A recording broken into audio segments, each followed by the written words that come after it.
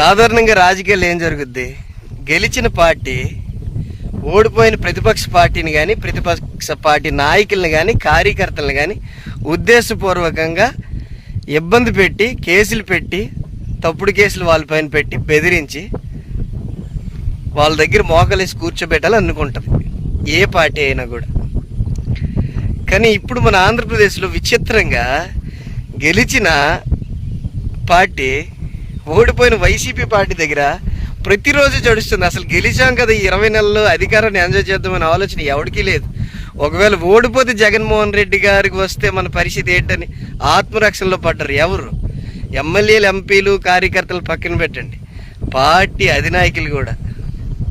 రేపు జగన్మోహన్ రెడ్డి వస్తే మన పరిస్థితి ఏంటి? మన ముగ్గురం కలిసే ఉండాలి ఇలాగ ఎప్పుడు కూడా జీవితకాలం.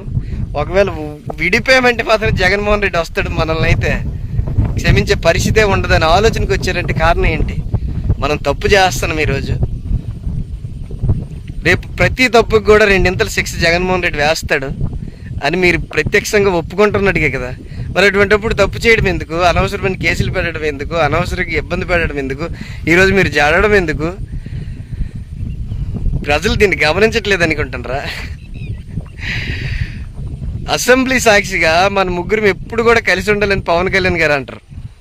రేపు ఎప్పుడైనా ఒకవేళ సైకోగాని వస్తే అంటారు లోకేష్ గారు. ఎందుకు రాడు? ఏం అన్యాయం చేశాడు ప్రజలకి జగన్మోహన్ రెడ్డి? ఏం ఇబ్బంది పెట్టాడు?